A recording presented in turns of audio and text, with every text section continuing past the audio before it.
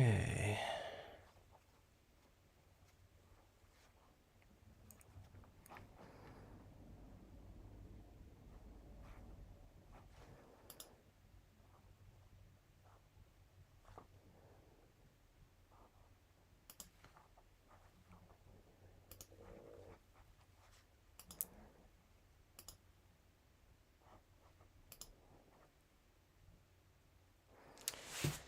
Hello, Debbie. Hello, Dana. How are you today? I'm trying this another stream. Can you hear me? Can you let me know if the volume's okay? If the video is okay? It's weird because I always have like a 10-second delay here. So if anyone types anything, if I don't reply immediately, it's because of an extreme delay with this. So just learning the software, trying to figure it out. Let's see. Hello. Hello, not afraid of color. So the yes means that you can hear me and the video is okay then, right?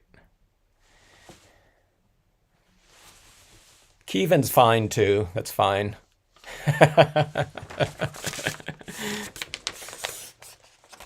I know what you're talking about. All right. Hello, Cheryl. Thanks for joining in. All right, one of the things that I'm going to do here in this just impromptu kind of video stream, which I think most of them are going to be because I just kind of sit down at my table whenever I have the time. And I want to experiment with something. Thanks, Jeannie. I want to experiment with that same color scheme that I just did in my previous live stream. And it's a color scheme that I don't know, I just don't think to do very often, but I've really liked it a lot in the past. And that's going with something like this. It's moving through pinks and, the violets, browns, and it just, I got this idea from looking at books like, let me grab it really fast here. And this is a really good tip that I always give people. I think I even have a video on it, but just looking at traditional kind of like landscape paintings, okay, we might not be doing things to replicate something like this, but we can always reference, the truly great masters in the history of doing things like landscape stamping, okay? So the Hudson River School is one of my favorite periods of, or movements in scenic stamping art. If I didn't say it, hello, Dana, and hello, C.M. Hawkins.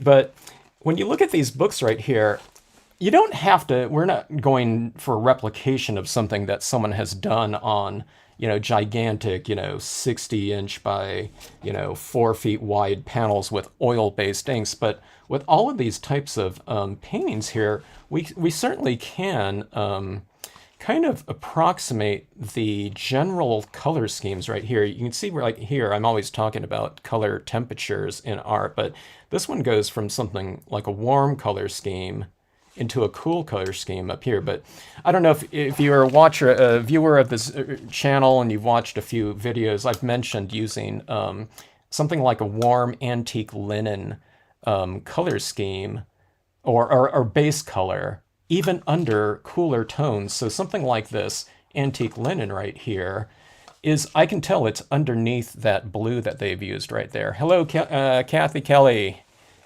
Happy to see you. But that right there is really similar to something like this, okay? So this is not, it doesn't have to be some kind of gigantic science, but if you can look right here, see that warm tinge right down there on the horizon, and then this is approximately that same color up there. But one of the things that people might not know by just looking at this, they might think that this is an isolated color right on the horizon right there. And then that's blue up top, but this is indeed underneath that whole thing. So it, it just has to do with layering.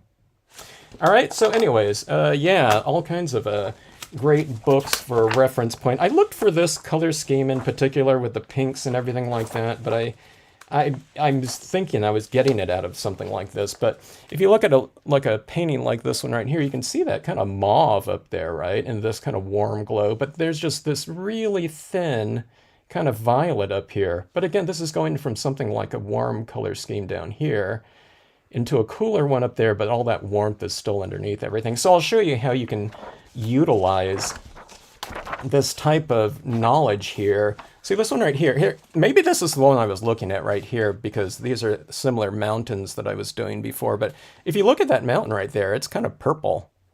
And then, I don't know, here's your warm tones right down here. A lot of the distress inks would be perfect for something like that. And then you have those warm colored clouds amongst kind of violet. All right, so enough of that. Let's see here. I hope everyone's doing well on this afternoon, night, wherever you are, morning. I did a live stream on Facebook the other night, and I think I launched it at midnight just to test things out. So there were some people like from, I think it was Europe or something like that mostly, besides all of you other night owls out there. Okay, so what I'm going to do, this is one of the things, this is one of the first projects that I used to do in my Stampscaping, I think I call it 102 class or something like that. But that's utilizing the color schemes that they learned in the first class more strategically, okay? So I would have people put together, I mean, the simplest kind of color scheme that they did was just going with blues because it's easy to see something like a light, medium, dark blue, okay? So we stamped out all of our colors, or all of our objects in black, okay? That's kind of the traditional way that we use stamps. We do black impressions and then we color it in, right? Okay, but there's another way that you can do, that you can utilize the color schemes and value schemes that you're going to be utilizing.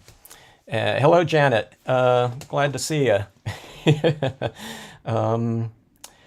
And that's, we can stamp out our objects in those colors right here, because this is not only represents a color scheme that you're adding into a scene, but you can see it as kind of a lighting scheme, because what this represents is the light that's hitting those objects and reflecting back at your eye, so on and so forth.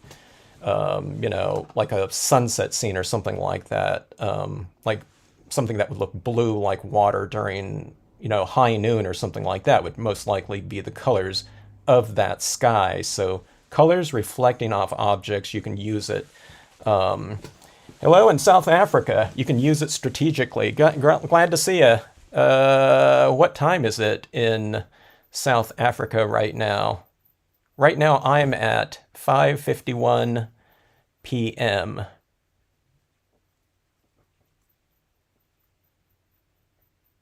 Oh yeah, there's a 10-second delay here. You'll post it later. I'm used to live, you know, instant. Okay, so that being said,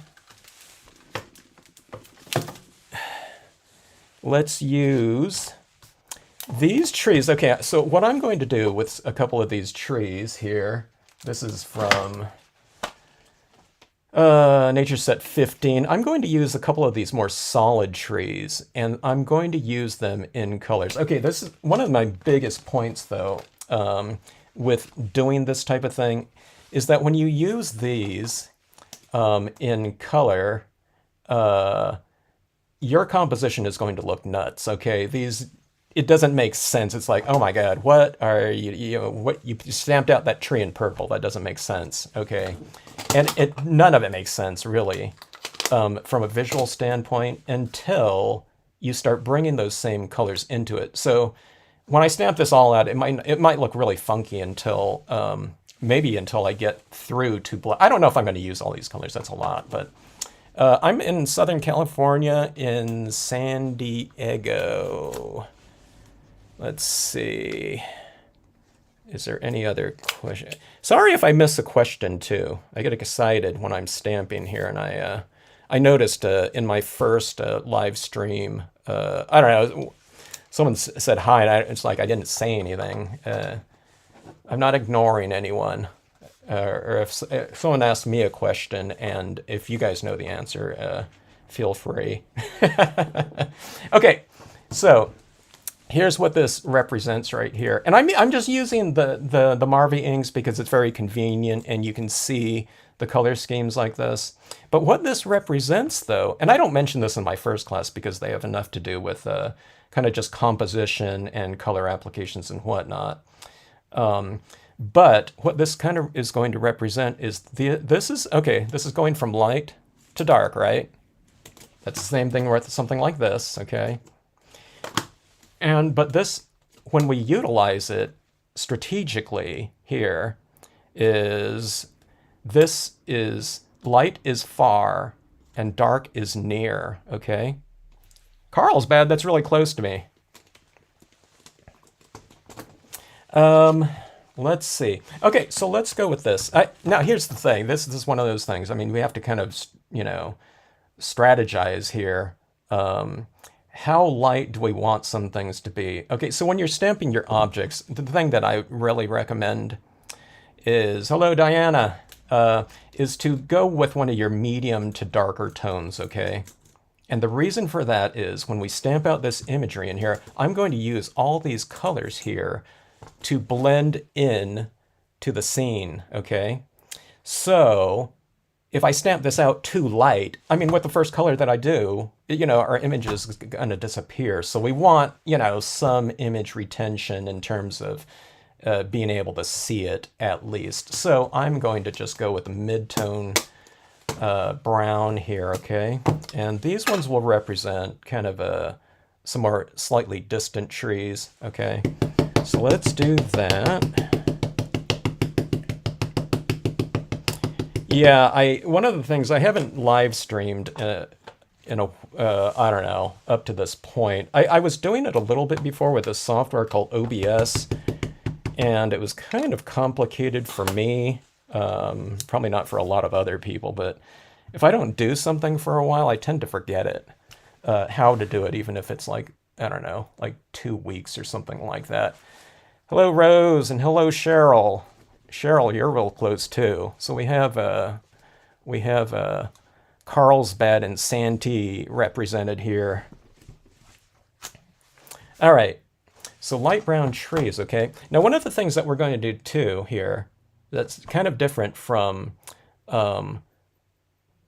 certain types of stamping is that we're going to retain the use of black for our foreground only, okay? So it's going to really push depth. It's hot down here in Southern California right now.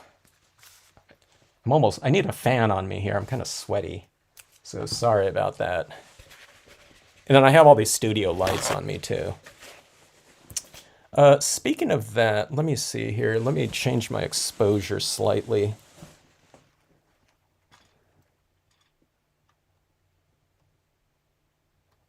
Oh. Maybe I can't change my exposure mid video here. Oh, Arizona, you're probably a little bit warmer than us right now. Long Beach. I went to Long Beach State, Mona.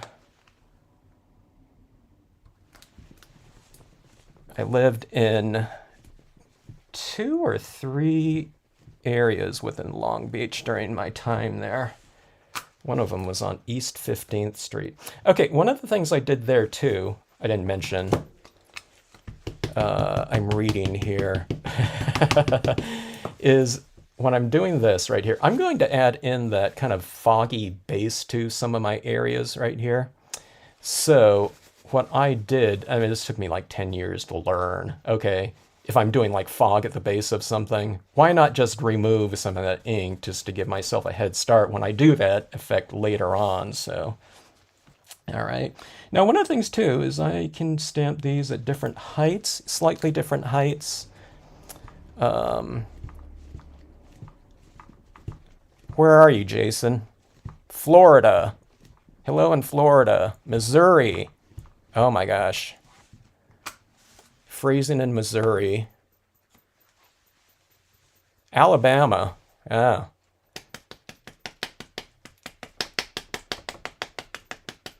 We got some freezing area. We were in San Diego yesterday. It didn't get 100, but I think it was, I don't know, it was close at one point in time. I'm a little inland too, so it's not the coast. But, you know, the coast is, 20 minutes away, but pretty warm. But it drops, I think it's dropping like, I don't know, 20 degrees by tomorrow or something like that. 6 degrees Celsius, 42, huh?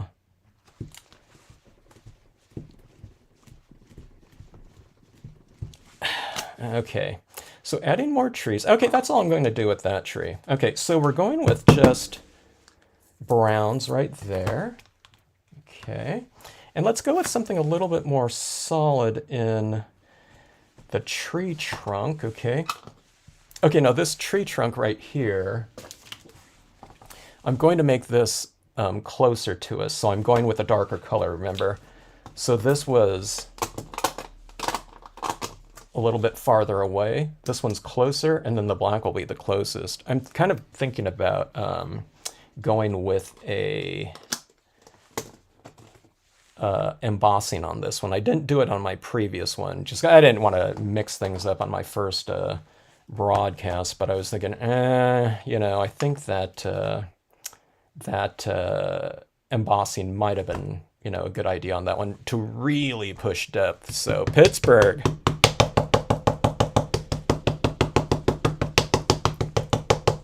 I don't think I've ever been to Pittsburgh except in the airport there. I was making a connection.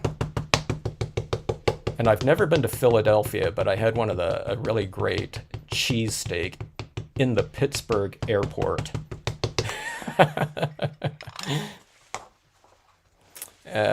Yeah, Deanna, that's about the extent of my cleaning. So when I was doing a video the other day, I stamped out something in silver. And it had all this residual blue ink on it still. So I got this silver impression with the like a halo of blue around on the perimeter. I thought, maybe for these videos, instructional videos, maybe I should actually clean off my stamps once in a while for something like that. But I went with it and just finished off the scene in with all blues, and it came out really fantastic. It turned out to be a really good, I think, potential, technique to utilize going forward here. Okay, so let's see here. I hope I have enough ink on my pad here. Let's see. Being in this heat here, my inks act differently, and I was never made so aware of it than demonstrating out in Arizona. Speaking of Arizona, when I was at a convention, but it was also it was freezing in the center because they had the air conditioning blasting. I mean, everyone there was going out and getting there. Hello, Tran. Chow. Chow Tran. Check out Chow's channel too sometime. She's in the Stamp Wars, which is, I don't know, that was the most fun I've had in stamping in I don't know how long. I still crack up at those challenges. But yeah, check those out on the Nancy Stamps channel, and Chow is one of the participants. If you don't know what Stamp Wars is, I don't know, look it up there. It's just too much fun. Okay, so I'm adding in these trees here, like so. Let's frame things off a little bit more, but yeah. Anytime we're doing something with inks and talking about drying time, just take a location into consideration there. Like Janet, you were having problems with something with drying time too. I was wondering if it had something to do with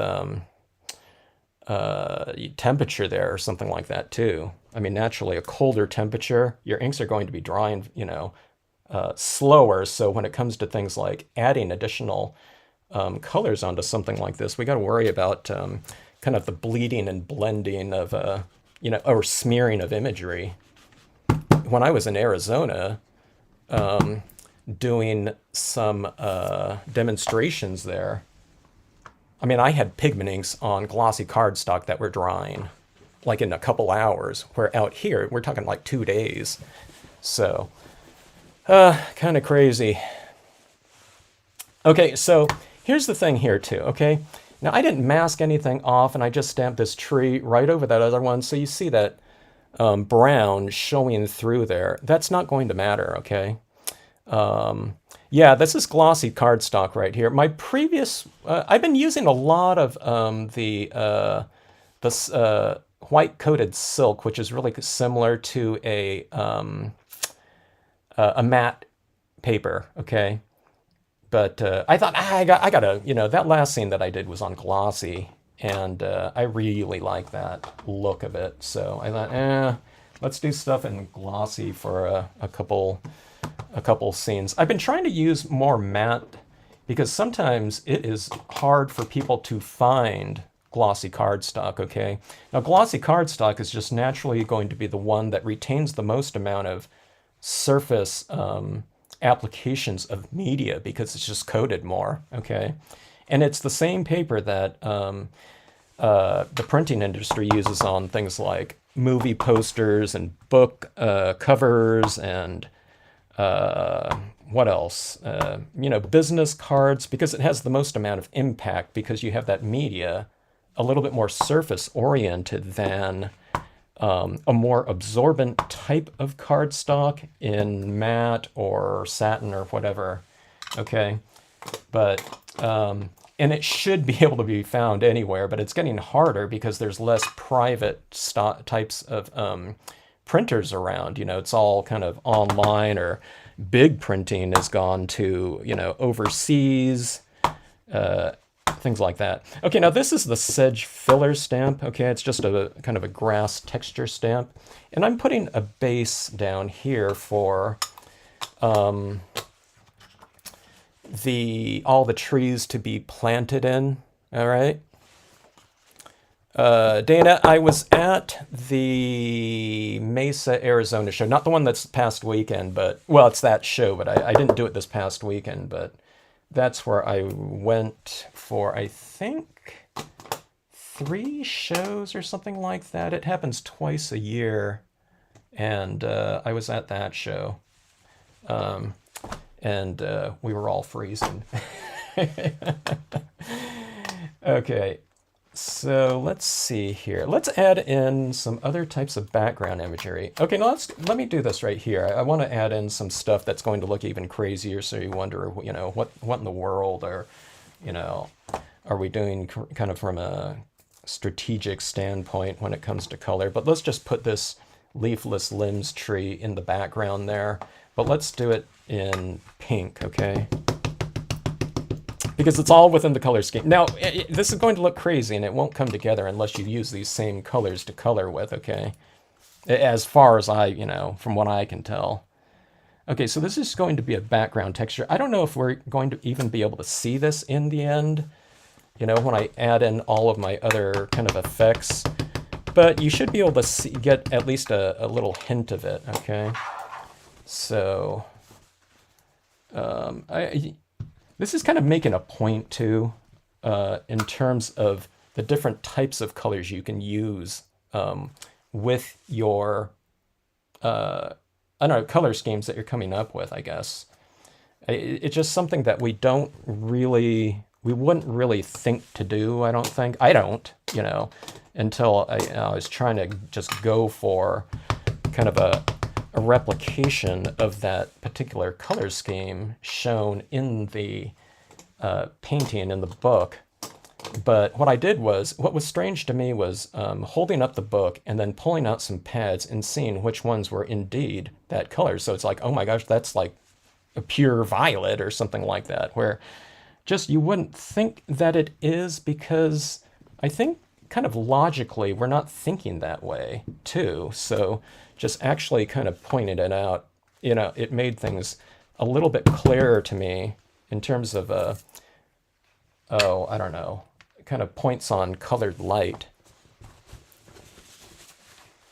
Well, there's not too many comments coming in, so I can read those pretty good. And it's not like one of those old kind of AOL chat rooms where it's like that scrolling chat thing is going up like this. You know? It's like ding, ding, ding, ding, ding, ding, ding, you know, with a bunch of comments. So comment away, you know.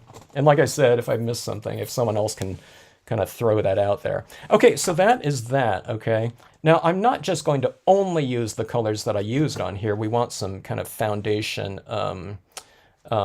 color schemes in here, okay? Now, this is one of the things. I always, if you watch my videos, I talk about Marvy inks a lot in terms of their brightness, but it's not just because I want every color to be really bright. I want the colors to be balanced. So the distress inks are a really great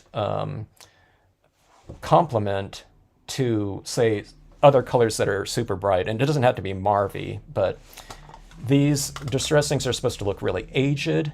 So what that means is on the intensity scale, where you have dull and bright, okay, super bright and vibrant, they're kind of on the lower end of that. So Marvy inks tend to be on the higher end of it. So it's a really great kind of complement. I don't use a lot of them either. But I found for me the antique linen, the walnut stain, kind of those brown tones, but it's kind of like the super light end one, and maybe one of the slightly darker ones. I know there's darker ones than that, but I'm just talking about in terms of the browns.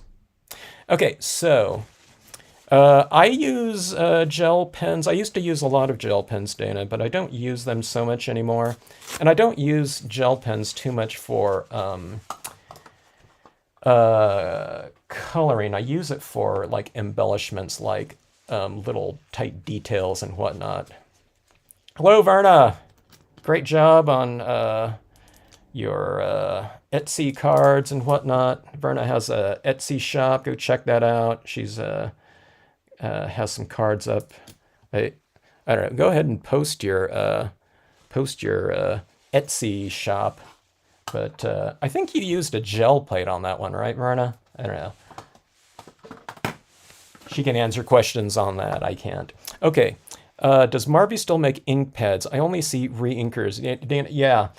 They don't make the blank pads anymore. They stopped making the dedicated pads, but then they had the blank pads. But now they don't even have that one. They must have ran out and they don't want to reorder it again, I'm guessing, from Japan. So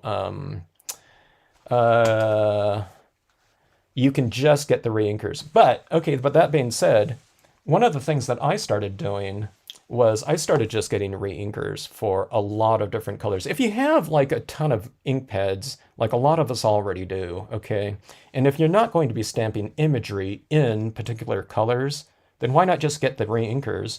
Because that's all you need it for. You know, you don't have to go like this into a pad and go down. You just put a couple drops on a whatever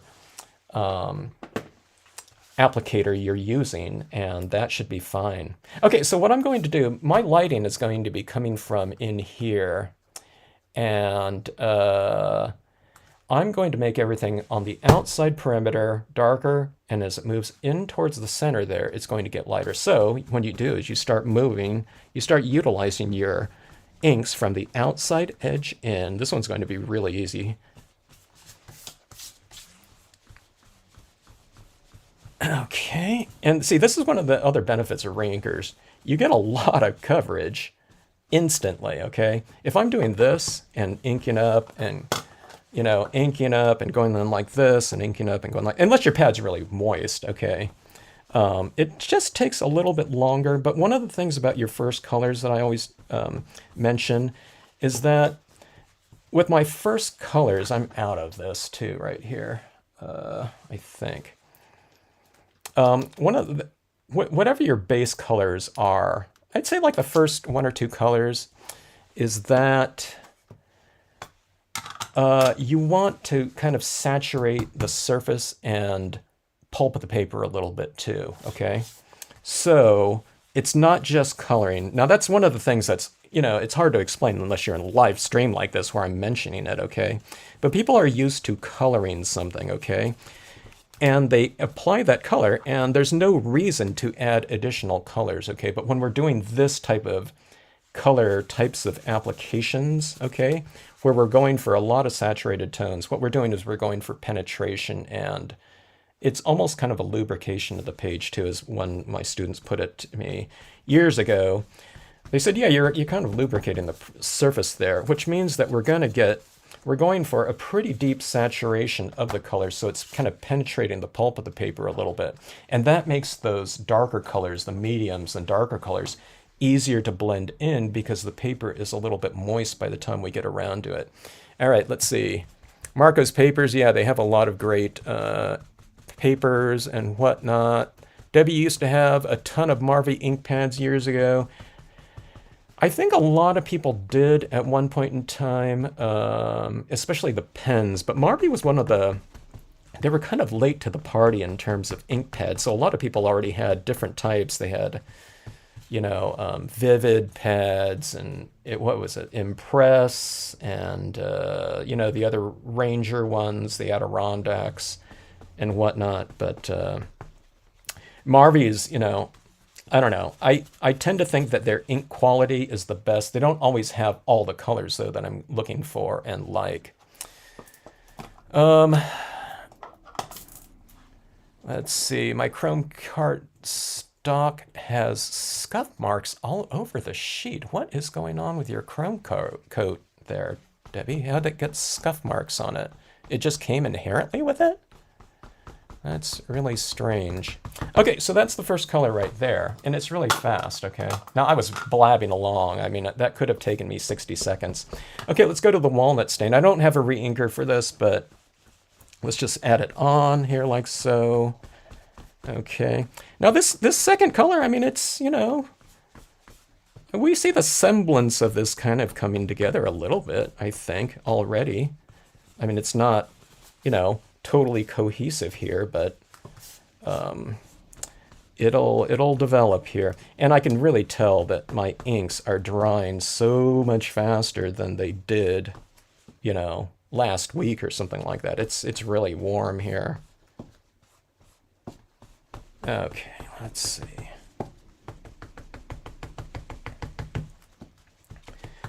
All right, so adding this in like so, okay. Now this is only the second color that I've used, so I'm getting a pretty full coverage with it, but do you see this area down here where it's lighter? I'm going to be looking to retain some of that lighting here. So that's the difference also between just coloring and lighting at the same time, okay? It's just the retention of some areas of a lighter contrasting area or object, okay? All right, so here's my little tricks here too. Here's what I'm starting to do too. If my light is coming from right in here, what I'm going to do on these larger trees especially, I can't really get too detailed on these trees like that with, you know, surface area like this, but on these two trees right here, especially where this could really come into play, is I'm coloring in more of the left side of that tree, okay, and the light is coming from here, so I'll color in more of the right side of this tree. So do you see that kind of lighting kind of scheme in terms of my objects now? And I'll hit these ones with a little bit of the same type of treatment, but we'll do that with alcohol inks because I can get in there but easier. Vivid pads, yeah. Dina, do you have your Vivid pads still? Every time I talk with someone about that, it's like, my Vivid pads still work, you know, and mine do too. I don't use them because I don't want to be using a bunch of different products that no one can get anymore. But the one thing I liked about the Vivids was that, well, I liked the inks and the pad material a lot. But what I also liked was that in scenic stamping, we use a lot of different blues, and there's a ton of different. They must have had. I don't know. I don't want to go get them right now because I get distracted here, but I don't know. I probably have like 8 versions of blue. There's blue greens, there's light blues, warm blues, darker blues, medium blues, and the inks. I found the inks similar to the Marvy in terms of the intensity of them, so they're really intense.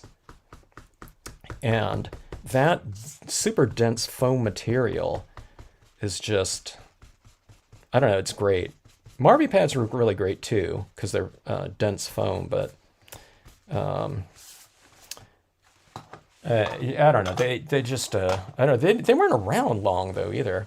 Okay, so that's just two inks right there, and I think this scene, you know, you can kind of get a little bit of the gist of kind of where this is going in terms of bringing this all together. Now that pink really stands out, and that violet really stands out still because I haven't used it in my coloring process right here. But let's go to this orchid right here, which was that the color that I stamped out that tree, and I think it might have been, but I'm not sure.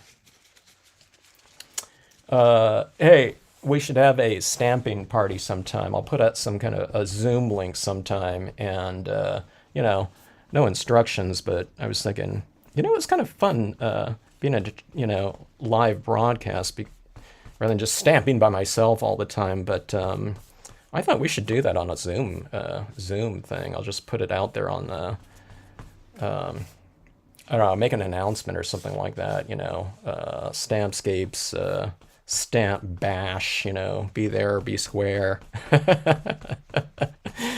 And we can just stamp something. You know, it's kind of like akin to a little stamping retreat or something like that. You know, people can just stamp, and we can show our cards, you know, something like that.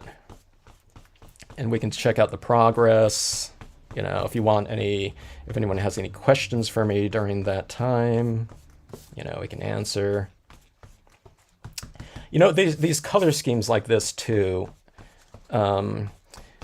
if you watch like old Disney animation, like Sleeping Beauty or something like that with all those really cool backgrounds or whatnot, a lot of this type of color scheme kind of is akin to some of those types of color schemes that you would see in, you know, traditional animation. I guess it doesn't have to be traditional. It could be contemporary animation too, where they use, you know, where they're doing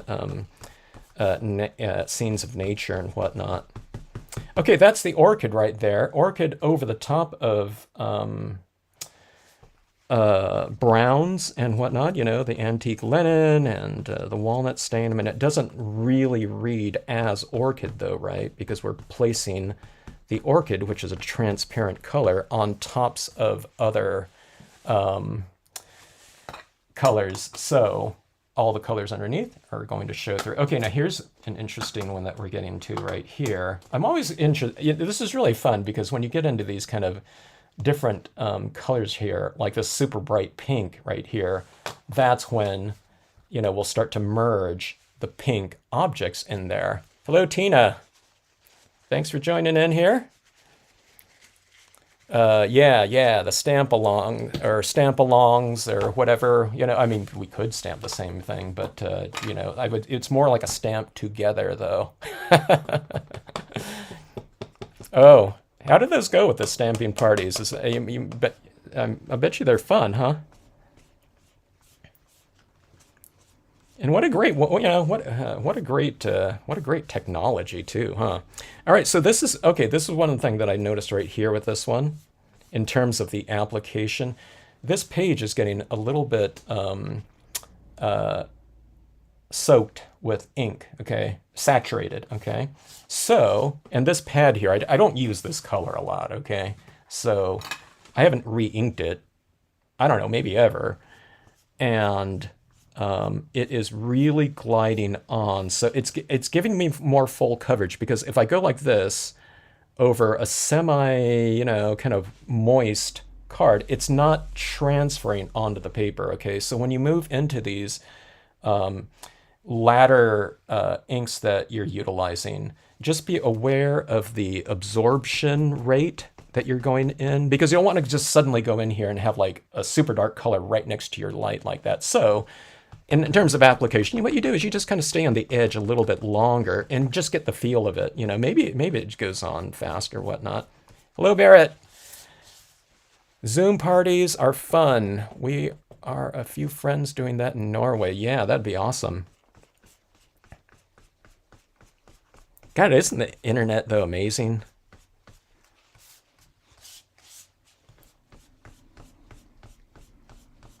Such connection and immediacy.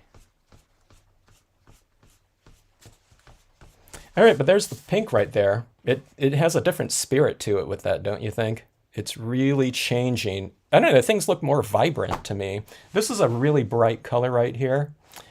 And I don't know, it just changed everything like that. Okay, so what are we doing here? Okay, now see this deep light? I don't know if some of these colors are even going to show up on here. They might be lighter than... Okay, now I have a ton of that pink right here, so I'm going to switch my very expensive applicator. Someone said, what are you using right there? Sometimes I forget to mention that, and they just see me doing this with my finger. But yeah, paper towels are pretty great, and one of the things about these is that you can get these anywhere in the world. Okay, I used to use a lot of color box stylus tools because I thought they were great. Okay, now one of the things you might have to start doing too, sometimes you go like this, and it's almost like you're wiping ink off of your surface, okay? So then you have to do a little bit more dabbing, so you're building up these little microscopic little beads of ink just to be able to kind of transfer them. But don't think of that as a bad thing. That's the other side of having very smooth, you know, kind of, I can do this, you know, and it doesn't make any difference, okay? But that's you know, one of the things about it. It goes on slower, where maybe you want the applications to go on a little bit faster in some cases. But it's also the thing that's making it really user-friendly to do like that. And this is one of the things that I make sure in my classes that people were adding enough of that first ink so that when they get into some of these darker inks, they can use the absolute worst technique like this, okay? And it's not going to make any difference, or a big deal, okay? They can just blend it right in because it didn't absorb into that paper so fast, okay? So, you know, you might not think it because we can't see it here at this point in time, but that, you know, antique linen is still paying dividends right here in terms of your blending here. So when I started having people in my workshops just start using a re-inker fluid for their first color, it just, as an instructor, it just took, you know, a lot of work out of it for me, making sure that people used enough of that first ink, because you have to apply a pretty decent amount of it because a lot of it is going on there very quickly. Okay, but do you see what that tone did right there from that pink? Everything kind of got a little bit more mellow now. So we're changing kind of the spirit of the piece with every color that we're doing. Here's a wine right here, you know, and you can just test it on, you know, an edge right there and see if you like the color scheme, or, you know, it's not a big commitment to something if you just kind of add a little bit of it down like that. And if you like it, then you can always add more, or if you don't like it, then, you know, stop at, you know, a few taps and it's barely going to be discernible there, okay? But the reason why I'm also using this one is it's, you know, this color's related to something like this. I always had people too kind of line up all their pads so that they can see if things kind of generally blend in with one another or harmonize with one another visually, as opposed to kind of thinking it theoretically, okay? Just put them right in front of you and you can see what's going on. Okay, so here's what we're starting to do. We're starting to move into some darker tones, okay? I mean, this is definitely kind of fast, past 50% to 100, you know, which would be black. So what I start doing is I start concentrating a little bit more down in the shadows. And where do I add the shadows? It's, you know, it's like at the base of objects or just on the perimeter, you know, the outside edge of things like that. Okay. All right. We'll add it in that tree, kind of on the darker side of the tree, like so.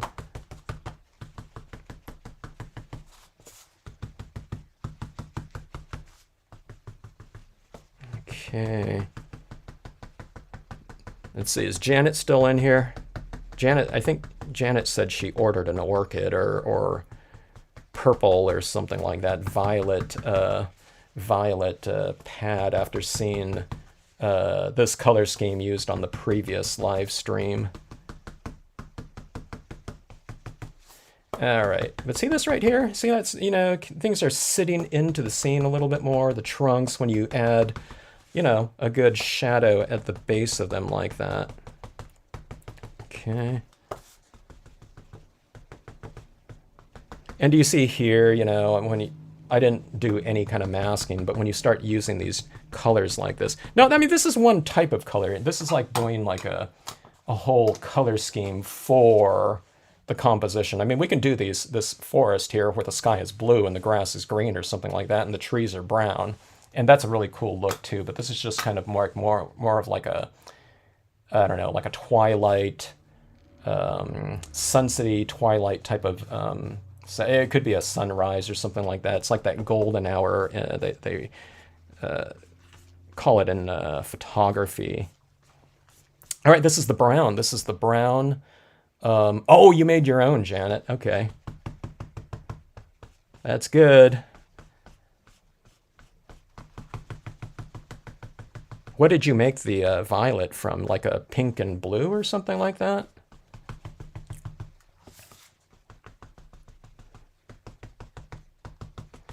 Okay, but see this right here? Here's the brown now. And this is the brown that we stamped the tree trunk trio in right here, okay? So this is one that should really be a significant kind of binding color in here because it's used so prominently in the imagery, okay? It's going in here like so. I'm being careful about this because it's really wet on the side. It's not sopping wet or something like that, but I'm just saying the pulp of the paper is reasonably moist here at this point in time. Okay, I'm going to use quite a bit of this one. This brown here is one of my favorite colors. It's just so bright. And even if I don't want it so bright in the end result, it will provide a foundation for anything that's over the top of it. So it might look more mellow, but it'll give it the richness that I'm going after. Okay, let's see, salvia blue, violet from distress, and lots of white. Awesome. Let's see. Yeah, so mix your colors too. I mean, Janet's bringing up, this is a really good point too. One of the things about having your reinkers like this is that you can mix your own. Hello, Bobby. Thanks for joining in. Great to see you. You can mix your own colors. I mean, you can mix your own colors too. I can dab into a color and then dab into another one. You know, you might get a little cross pollution or something like that. But if you're going with kind of similar values, you can do that right here. Bobby, we're doing a scene. And if any of you kind of joined in kind of after I started, here's the concept right here. We started off with a color scheme like this. And instead of just coloring in and stamping out our imagery in all black, okay, I'm showing people how to use kind of a color and value scheme here strategically to represent different distances within a scene. So in other words, light colors are the more distant ones and darker ones are the closer ones, okay? So, and then if you use that in your imagery, what you have to do is you have to come in with those same colors and blend in those colors, because this represents colored light here, okay? So things in the distance are going to be lighter and of that same color scheme or hue that it was stamped in, okay? So that tree back there, if there's something at that distance, you know, I could, if I want to, stamp it in that same color. Okay, we're going with the brown now, and this is the same brown that was used on our tree trunks here. How did it work though, Janet? Did you get the right kind of value that you were going after in terms of light and dark, and the right kind of mixture of that violet? Okay, let's see. Adding in. Now this is really going to be, this dark brown is going to give us some significant shadows here too. Okay, now here's my thing on shadows, okay?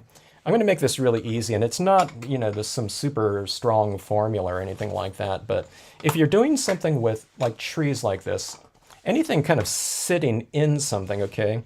So this is going to be my light source right here. I'll just say that it's kind of midway up on this page right here, okay? So see this right here? At the base of this tree right here, that is going roughly to that same vanishing point right here. But watch this right now. If I go right here, the shadow becomes a little bit more vertical, right?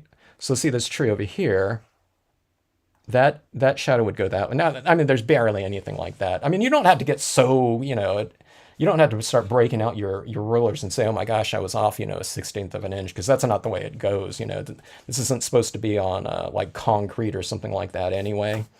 But just in general, that's how I'm getting this angle right here down like that, okay? But don't, you know, don't think about it in terms of like a strong formula. Like I said, you just kind of aim these shadows roughly in that direction, and, you know, it'll look fine.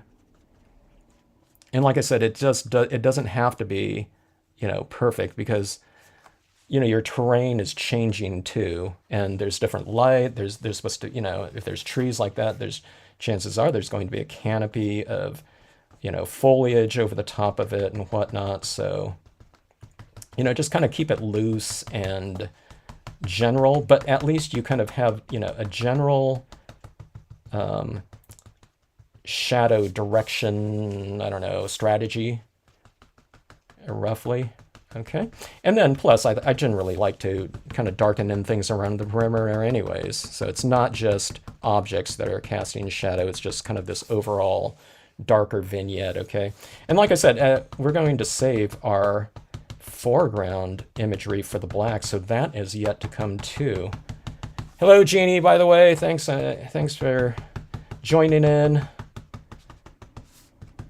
Color schemes coming around. Jeannie's the master of kind of all things kind of compositional and textural in scenic stamping. Check out our work on Facebook and a social network site near you. Okay, but see that right there? That brown that I'm adding down here is not as dark a brown as the imagery stamped in that similar brown too, because this is a damp piece of paper, so you can see this, you know, it's kind of hard to get that same degree of value in this application right here too, okay? But that's good though, because it's also the thing that's allowing me to kind of effortlessly add this in without having, you know, some... See, if I did this on a dry piece of paper, that is stuck and that's harder to blend in. But if I do that same type of thing like this, I'm not doing it in here, but kind of on the perimeter, it just blends in like that. So the benefits of that first few colors and using enough ink, it just makes this entire process just so much easier. So I don't do hard processes, but I try to remove any type of thing that can make something harder to do, okay? I don't know if that makes sense. I do a kind of avoidance, you know, I don't know, kind of a precariousness avoidance processes early on, which just means you just use enough ink to begin with. Okay, now if you're somewhere, if you're out in, who was it, in Arizona, okay? But if it's really kind of drying out there, I mean, this, by the time I get to this color right now, I'm sure that my first colors, if I was out at that Mesa, Arizona show, they would have been dry.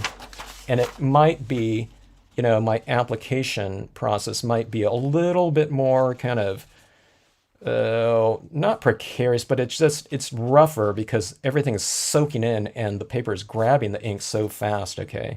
So what you do for that is you don't have to use more of the existing ink that you're using. What you do is you just go back in and you add more of that lighter tone, you know, back right over the top of it. So you're just kind of re-lubricating the entire page and kind of soaking in the pulp of the paper slightly. Okay, so let's see. Let's go to. I think let's move to some of our alcohol inks here. Okay, I want to get in some of these trees here. Okay, so I'm going to use the same type of strategy that I did with my first colors, okay, in the antique linen. And why not start off with some colors that are, you know, kind of really light in value and similar to that, okay? So here's what you do. If the light is coming from here, on these trees right here, you just color in the right side of the trees that are on the right, to the right of that light source, okay? Like that. Okay, and the trees to the left of that are being left side shaded like that, okay? And it's just very subtle. I mean, you can go darker than that. I wouldn't go darker than the trees, than what the trees were stamped in, though, okay? And let's go with the, oops, let's go with this brownish gray, okay? And we'll go in like that. Something like this right here. You can use your blender if you want to. Okay, so something akin to that. And I think we are done with, you know, most of the coloring here. I'm going to add in other imagery in here, of course, but let's see. We have to kind of make a decision on what we want to do in terms of some potential other imagery. Let's see. Oh, emboss or to not emboss? That is the question. Let's do something. I'm always trying to learn something with each scene that I do. And I think let's emboss some foreground on this one. I would normally just stamp it out, okay, in black. But let's do some embossing on this. Okay, so what I'm thinking about, why I'm hesitating here, is I'm trying to think of, okay, I need to, if I'm going to add in kind of this misty type of atmosphere into this scene with the pigment ink, I need to add this in now and then dry it, heat set it really fast, and then the objects that I want to add in here that are going to be embossed, let's do that with the VersaFine Clair and some clear embossing. I'm just kind of thinking that this up right, you know, on this fly here in front of everyone. Okay, so let's add this in right here. Okay, so I don't know if you're watching, if you're a viewer of this channel, you know what I feel about brilliance inks. Okay, this is perfect for this because it's going to dry for me really quickly. Okay, so start off with 100% cotton ball. Okay, and kind of mush it down into this. You'll get some fraying on the piece of cotton out that kind of smashed down. When you get enough ink, it kind of smashes down, but it's kind of, see that how it's lifted like that? You kind of smash it down a little bit on a blotter piece of paper, and that also kind of pushes the ink back into it and distributes a little bit easier, okay? So what I'm going to do here is I'm going to add this ink where light meets dark, okay? Or a darker area, okay? So on this tree back here, I'll add some of that down like that. And this tree right here, you see how this kind of lighting is hitting this tree? So we've shaded the area on the opposite side of the tree, and we're lighting the side of the tree that is exposed to that light, okay? Remember what I said about kind of blotting off the bottom of these. I like to do this kind of low-line fog oftentimes. It just kind of varies the values of a certain tree, just so it doesn't look so uniform, you know, from top to bottom. You kind of alter it. It's sharp and it's partly soft. I can put some lighting on it like this, on the side of the tree slightly. If you add some in, doesn't look right, just kind of wipe it right off. It'll come off just fine, okay? Now see this white over here, it really stands out too much. So what you do is, you just kind of keep tapping it until you get it the right consistency that you want, okay? You can remove, like that. And when you add like little elements like this with the white pigment ink, for me, I think it looks a little bit more kind of dreamy in terms of the entire atmosphere. And then you've also really kind of expanded on the textural range of the entire scene. I mean, there's softer elements in here in terms of some of the ink applications, but this really adds in a big textural change, even if it's in one small area, okay? Yeah, let's do a little bit on the mid part of this tree, catching some of that light. And someone asked about things like gel pens. You can add paint pen highlights in here, gel pen highlights. The good thing about gel pens and paint pens is that there's so many different colors in those incarnations of media now. So if white is a little bit too extreme, you can use a beige or something like that. So yeah, can you see that, Debbie? It's pretty moist here. Like I said, if I put my finger on that, I'm not going to be removing any moisture or ink, but it's just kind of, the pulp is a little bit more saturated, so the rate of absorption for any tones laid over the top of it really just spread around really easy and conveniently, etc.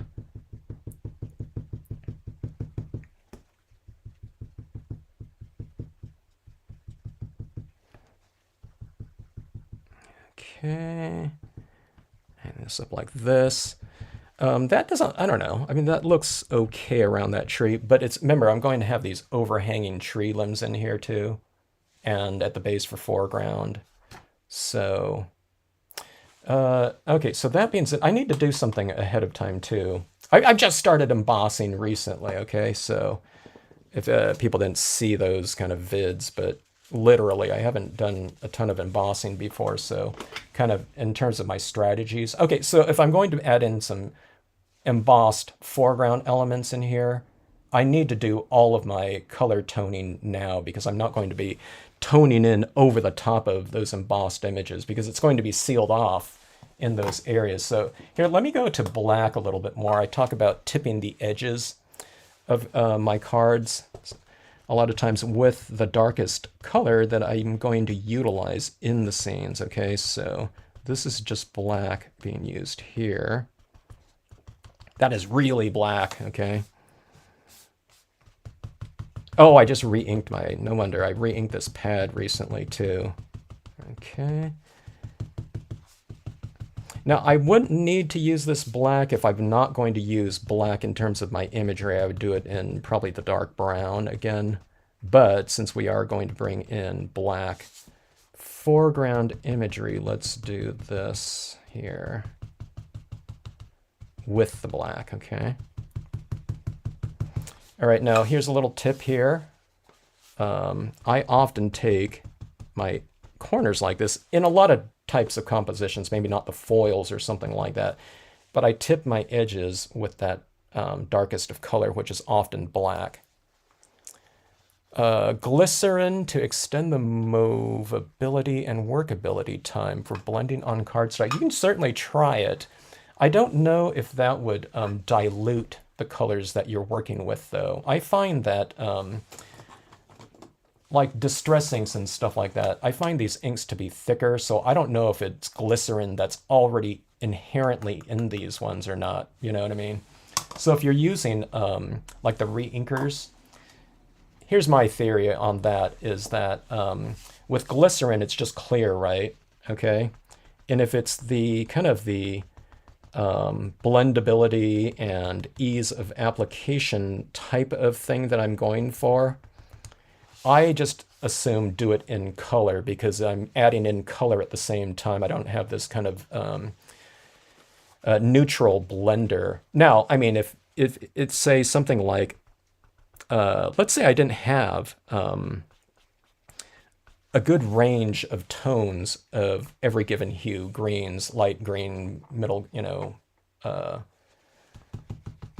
light medium and dark green, a light medium and dark blue, light black, light brown, dark brown, tan, or something like that. In those, let's say, if I wanted to blend and mix to, let's say if I only had the dark brown and I wanted to get a lighter brown, then I don't see any reason why not using, a glycerin or something like this to get a lighter version of that, that's still really moist. I can get a dry version of this darker brown, but to get a lighter version of it, yeah, I don't know. I would say test it.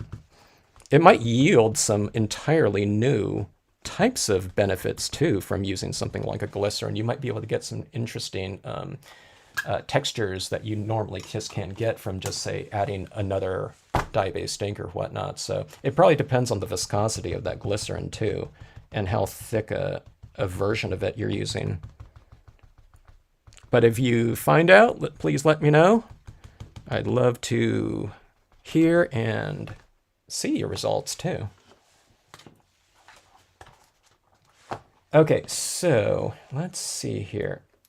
All right, I need to heat set this. I'm thinking of these different processes that I normally don't have to consider.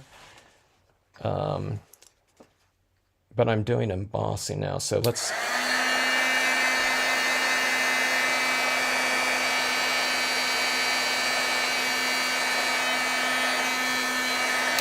Okay, now if I, get some embossing, clear embossing powder stuck to some of that white, then who cares, right?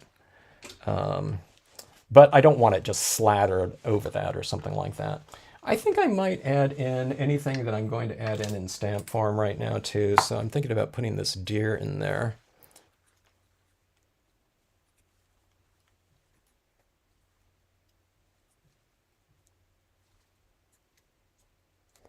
Thanks for the comment, Eve.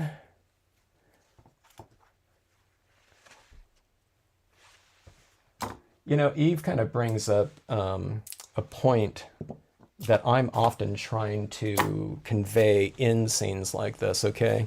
So when we're doing these types of color schemes like this, light, medium, dark, or whatever, right?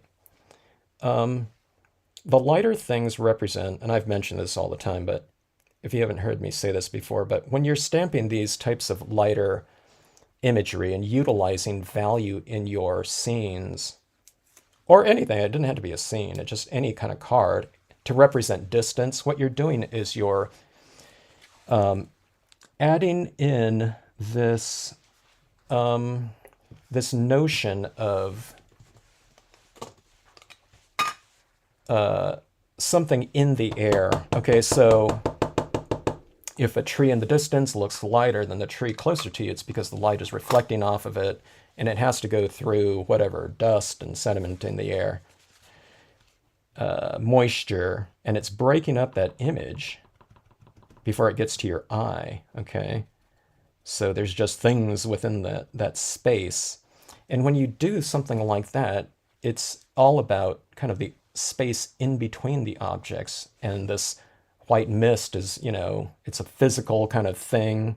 It's two-dimensional here, but it represents something in space. So that is something that's about like touch. That's why people like looking at things like sunsets and sunrises. The colors themselves, but that feeling that they get is from when they're made aware of all of that space and everything surrounding them in the air. We're all kind of connected to things a little bit more when suddenly that moisture in the air is, gold or whatever. We can see it where we can't, normally see it. All right, so that deer right there, I stamped it. I could have stamped it in black, okay? But I stamped it in this brown to represent that distance within the scene, So I'm saying it's pretty close to this tree, but maybe in front of this one. I don't know. Something like that. I could have stamped it in a lighter. I didn't want to stamp it in purple, but that's what it represents. It represents something a little bit farther away than what's going to be our darkest components in here, okay? All right, so let me hit that one a little bit too.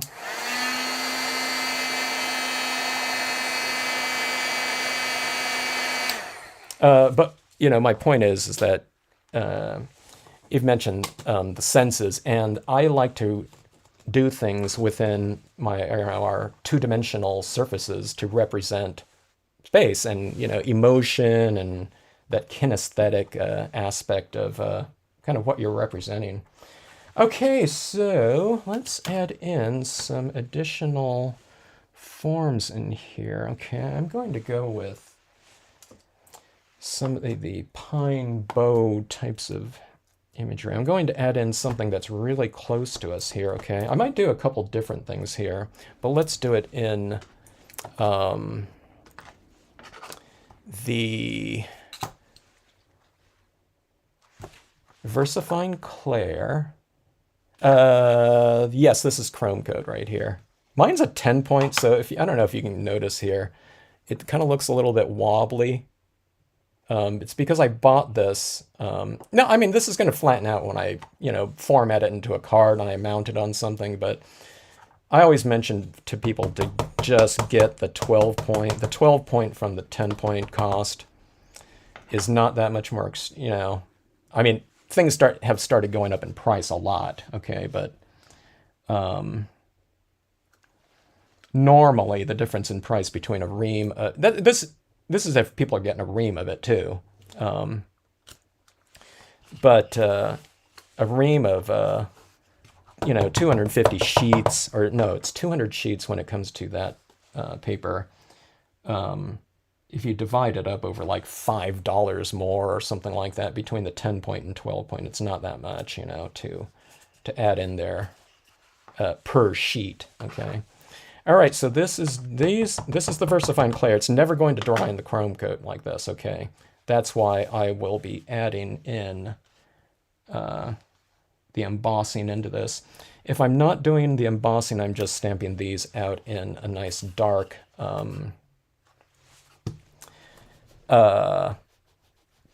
dye-based ink, and I'm making sure that my dye-based inks are nice and moist.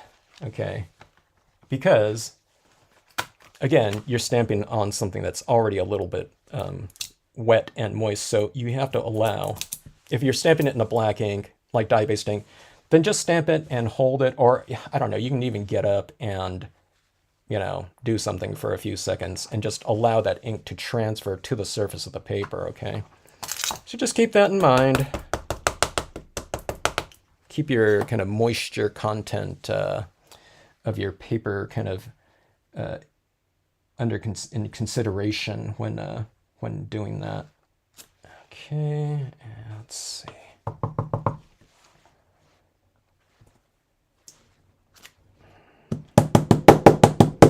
That one had a couple of little pine cones on it. I just wanted to kind of mix it up a little bit so it's not monotonous. All right, so let's see.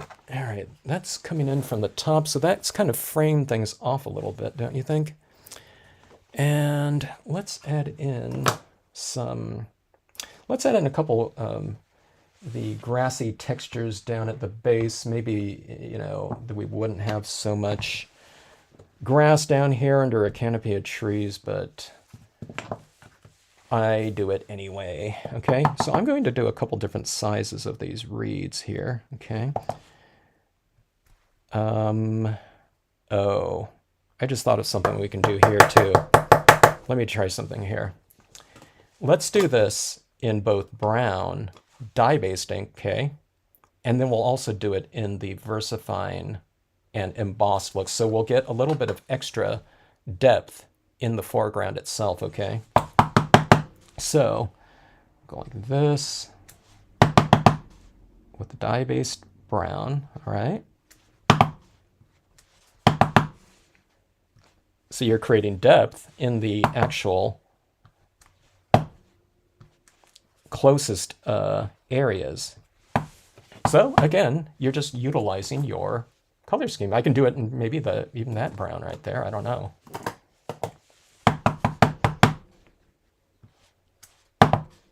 I mean, you can certainly do it. When I say I don't know, I mean, I don't know if it'll be visible once I add in all the other things over the front of it, okay? All right, that is that. But now what I'm doing is I'm going to go in with the black here now, okay? And I'm not trying to stamp right over the previous impressions, okay? I'm going to be changing the angle slightly from the other impressions so that it's a little bit off from one another, like that. I might kind of add a few more on the corners like that, just to frame it off a little bit more.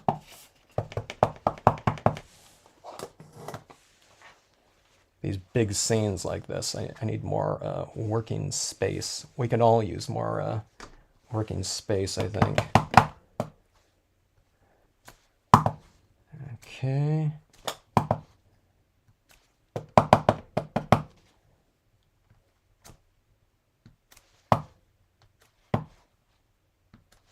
Okay, so that is that.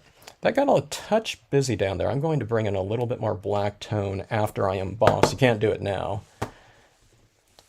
And that will merge that together a little bit more. And maybe I'll use in some...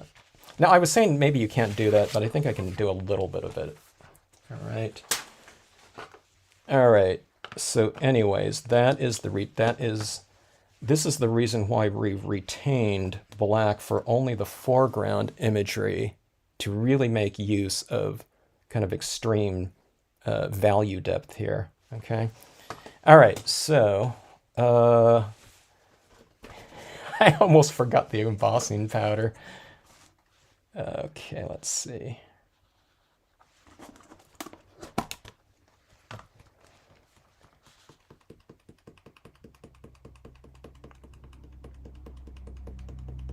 I feel like I'm making a dessert. It's like sprinkling sugar on top of something. Powdered sugar.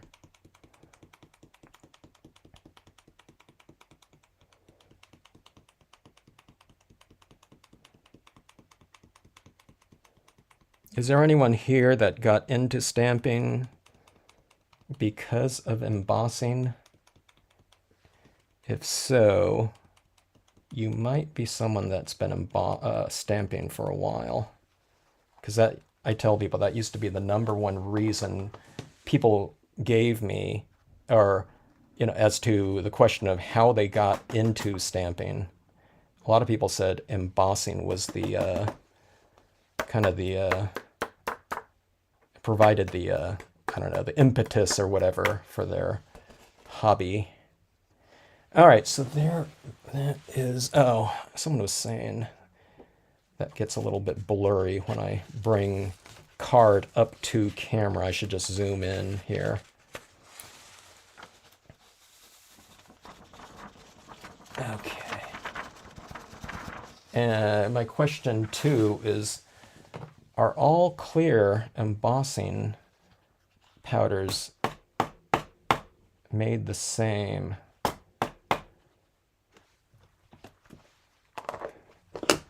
I don't know if I should be experimenting with like different brands too. All right. All right.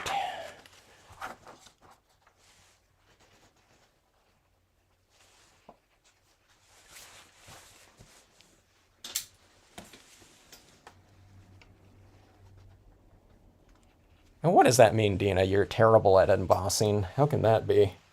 You must be like a perfectionist or something like that.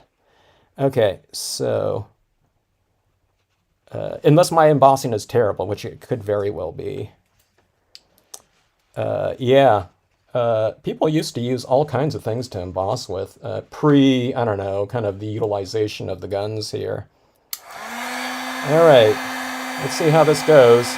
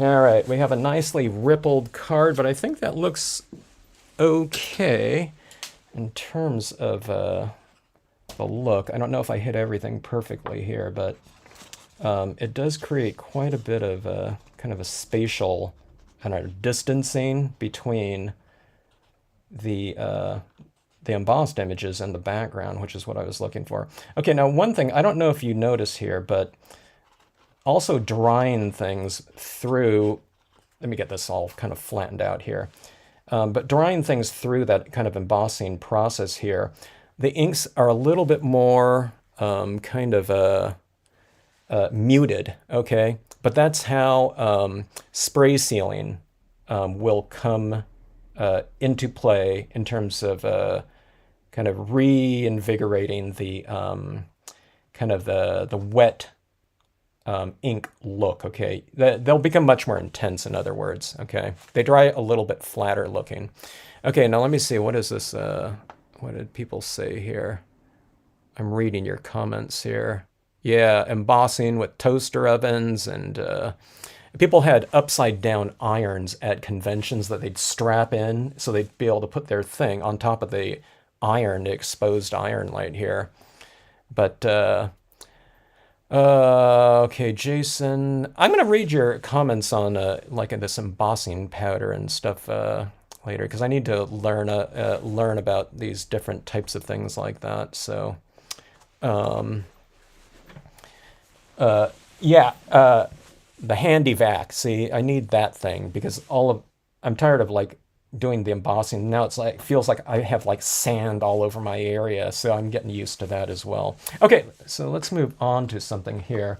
Like I was saying earlier, this scenery down here, I like that look, but sometimes it really stands out. It doesn't kind of merge in with the background as much as a dye-based ink would, because this is raised here. So what I'm going to do is I'm going to bring back a little bit more of this darker element in here, okay? So I'm just going right over the top of it. It's probably not sticking to any of that embossing raised area, but it's probably getting in between it. So I just want to mellow out some of that, some of those reeds in there a little bit more, okay? And we'll also do that with so we're doing that with white and black. The hot iron was your first embossing tool, yeah. I was telling someone that my old boss at a Stamp in the Hand company, she bought these those mug warmers that you plug in and you put your your cup of coffee on top of, to keep it warm. She bought some of those one time. But I was thinking with those ones, I didn't ever see her use one of those. But I was thinking that seems like it would take forever for that. It's almost like you got like put card on there to like cook or something like that, where you could come back to it 10 minutes later. It seemed, I don't know. That's what it seemed to me, because I didn't think those things were supposed to get that hot. But I think I posted that somewhere, and someone said some of those got pretty hot. All right, so there is the black there. Okay, and let's go back to the white. Where's my white? Cotton ball. See, I try to use my cotton balls multiple times if I can. Yeah, wait, don't you have problem? Yeah, oh yeah, it warped. It totally warped. Hot metal pet. Yeah, someone mentioned the foil too, and I totally forgot about that thing. People put down people made like a cardboard with foil over the top of it. Okay. Now the reason I held this up too is because I have this self-healing cutting mat, and I was heating. I was doing some embossing on it, or not embossing, but I was heat setting a lot of stuff on foils, and I realized, oh, my mat's starting to kind of warp on me. So I just hold it up in the air, where I'd rather do it, on a flat surface. But, I've got my mat underneath me, so underneath the surface here. Okay, so I'm going in and I'm applying this into some of these reeds, okay? So it's kind of adding light, an element of light onto this area of the reeds, okay? Or the grass.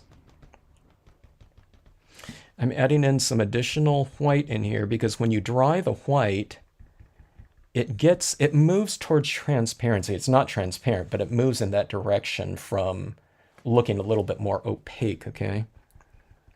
Okay, now I see these areas right up here that are around the light down here. I'm going to illuminate those a little bit, okay? So I'm going to be putting some light onto those, you know, a little portion of these branches, these overhanging branches, so that they're kind of capturing some of that light too. I can't really do it in some of these areas because it's over the top of something dark, or it's not over the top of something white, so it might kind of look a little bit strange.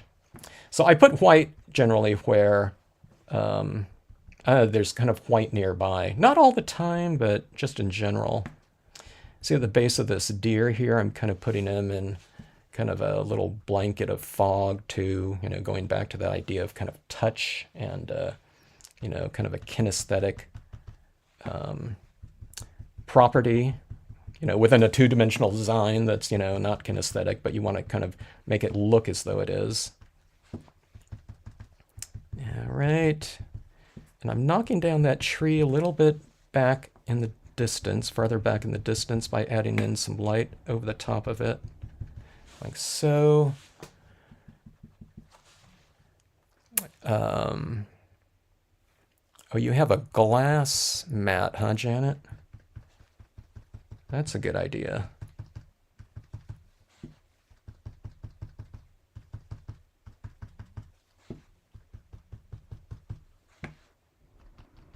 Okay, so anyways, adding it in a little bit more. And I'm looking over here. It seems like I want a little bit of that fog. Okay, now here's the thing. You know, if you're ever watching TV or something, or a movie, watch any time they have something within kind of a grove or a forest or something like that, you'll always see they have their fog machines working kind of overtime. And it's so that you have this kind of misty thing rolling through the air, you know, even if it's like background and something, you know, kind of insignificant or something like that. It makes the background and background lighting so much more interesting by having this kind of atmospheric type of kind of movement within the scene. And it's not just all kind of, you know, Twilight type of, you know, mystical forest and vampires type of look. You know, it could be anything. It could just be broad day or whatever, you know, it's just, I don't know, whatever cop show, you know, where they're walking through something looking for evidence, you know. I often see, oh, there's the fog machines going. Okay, so that is that. Now remember, this is all going to be warped too, but I mount all this onto another piece of paper too for presentation. I don't send out cards like that, you know, so. Yeah. All right, so let's see. Let's go into some colors here. We have different colors in our marker set right here. If I didn't have this, I was just using white for many years, you know, or maybe, you know, a couple different colors in, you know, the Sharpie paint pens. Okay, so I utilized those types of things for a really long time when I found out that those ones were available. Like here's a pink Sharpie. But nowadays they have, you know, these larger sets. And if you noticed here, like I can go with something like this and I can pull out like that same color scheme practically in pen form. Okay, so if this represents, you know, kind of large areas of colored light in here, this, you can get your details with something like this. Hello, Erlene. Is that how you pronounce that? Sorry, I pronounced that wrong. But good to see you. Thanks for joining in. Okay, so how do you utilize these, okay? Well, in some areas closer to the light, I might use the lighter tones, okay? And then in the darker areas where maybe white stands out a little bit too much, you can try, you know, one of your darker tones. I mean, you can mix and match, you know, just try it out a couple places. What you do is you just put a couple dots down, though, and see if you like it. If it's too much, then you can just wipe that dot right off, or you can, you know, go to a darker version. No, I don't plan the whole thing out before I start. What I knew going into this scene was I knew what color scheme I was going to be doing, and I had a general idea of, you know, I mean, the imagery that was going to be used. If it's going to be a lake scene, I know it's going to be a lake or a water mill or something like that. But beyond that, I have no idea kind of what's going to be happening. I just decided on the foreground imagery later on. And I don't know, right now I'm thinking about light beams in here too. I'm not sure if this is kind of a big, huge general area of light right here. I don't know if I can do light beams. I guess I can have it coming from up here like this. I might add in some light beams in this scene. Do you guys want to see light beams? Take it to a vote. How many people are in here still? A vote of one could win. I'm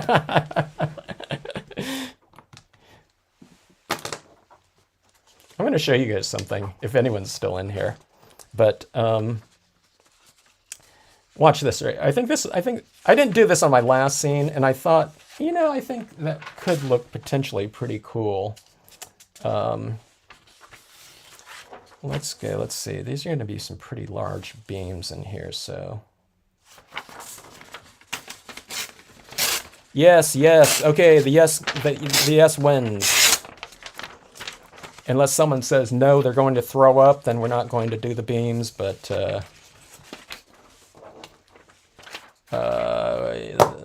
yeses have it, I think. I wanted to do it, but I would let you guys override me. Okay, so here's what I'm going to do. I'm going to have some light beams running through here, some streaming, you know, light rays, okay? And what you need to do, this is where you start planning. This is one of those types of things that you you plan out here, okay? And if you don't have kind of a central vanishing point for your beams, it can look a little bit off. You can be a little bit off, but don't be vastly off, okay? Okay, so here's what I'm going to do. I'm just going to choose some area in here. Now, see, I have this kind of area right here that's already kind of going in there, so I'm just going to make this my vanishing point right here. And I'll show you what I mean by that and how to utilize it, okay? So it's just in this general area, you know, it doesn't have to be like a single dot, like, oh my gosh, I was off by a millimeter. But that will provide me with this area in which to build the beams. Okay, so I'll kind of aim it in that general direction, and I'll have each beam going to that central point, okay? All right, so we'll utilize our white pigment ink again, like this.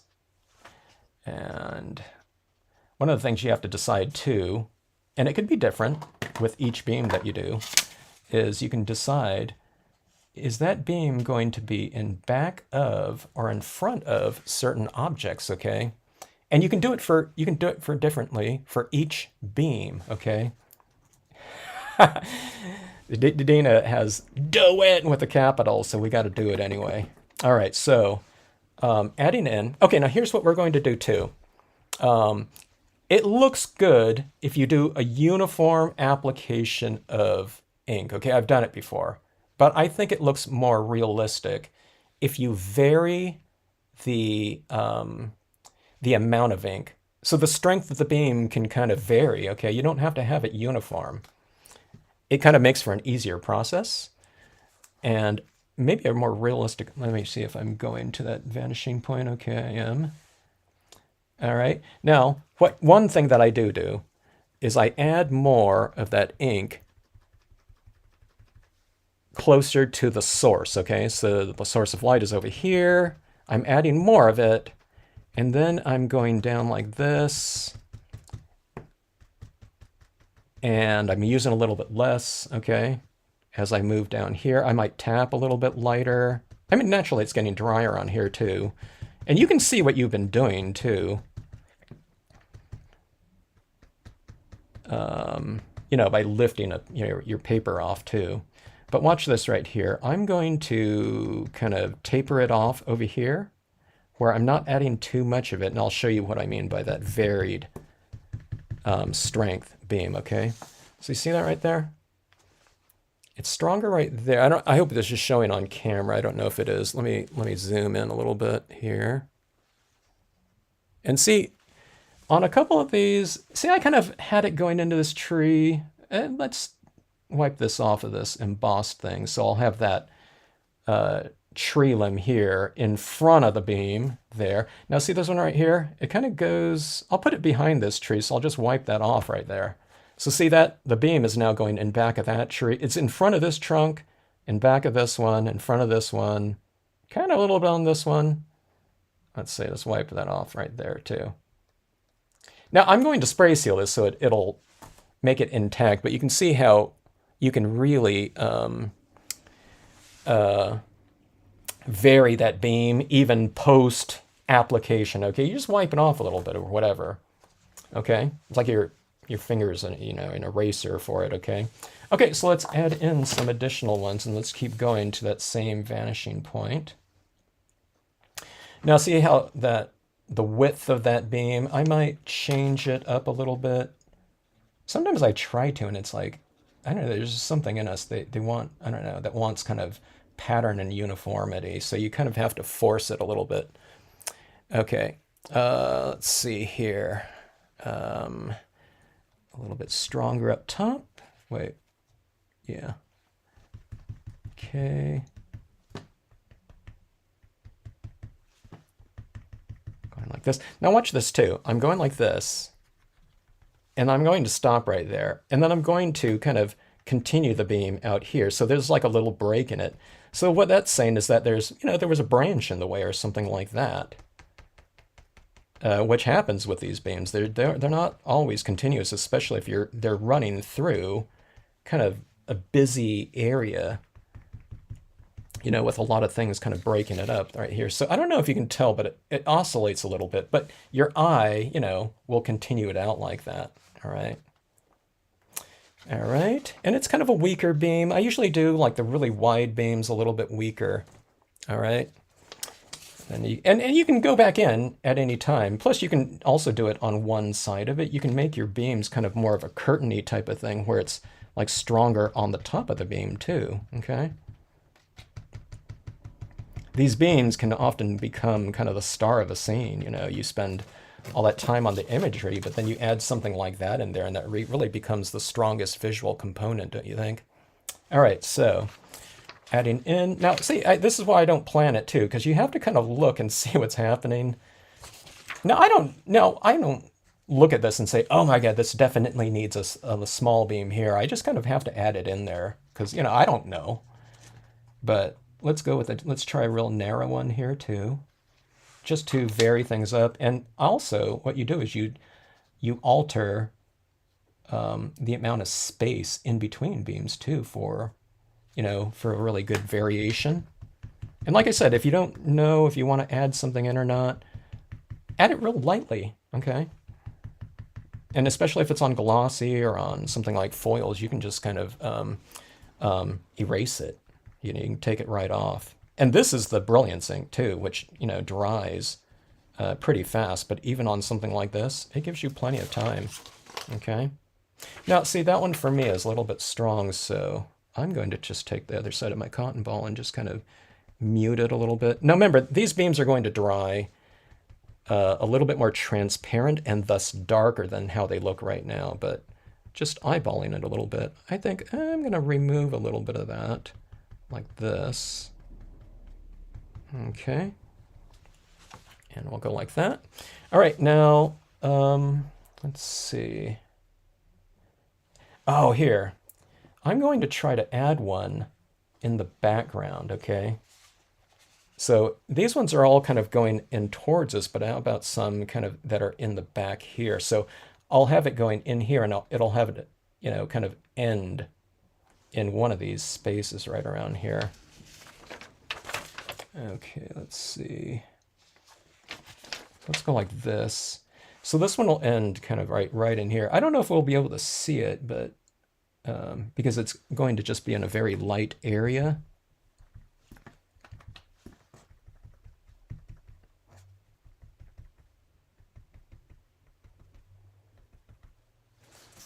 Okay, like that.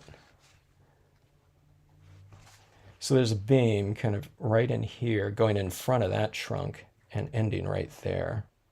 All right. Okay, so now we have a choice here too. You can just leave it at that, but you can also say, okay, this is the vanishing point right here. And you can have other beams kind of coming in here. I think I want a couple in here just to kind of balance things off a little bit, but maybe I want them like super muted, okay, so that they're not, you know, too powerful statement, because I think I want most of the movement coming out this way. Now this one I really don't know about, okay? So it, you know, just comes down to trying something out. And now let's see, if I have a beam back here, I'm going to put it behind these 3 brown trees too, okay? But I always encourage people, if you have some kind of notion on something, I don't know if I should add in another color, or, you know, I'm not sure if I want to add this image in or something like that. My thoughts are, in 100% of those cases, is just to try it, because if you kind of have this notion in your head that something, you might want to do something, I say just try it out. You know, it's not like, I don't know, you can't, if you don't like it, you can always kind of subdue it a little bit. In scenic stamping especially, you can just stamp something right over the top of it, but always just go for it, you know.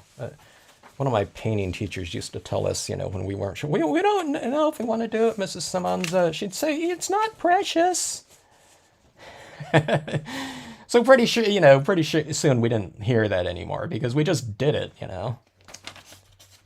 It's just a assignment. She believed in, you know, just going for it. It was a beginning painting class, so it wasn't like, you know, some kind of masterpiece we were working on for, you know, a half a year or something like that. Okay, so I saw that beam and I liked it. I'm going to add in a little bit, another one in here.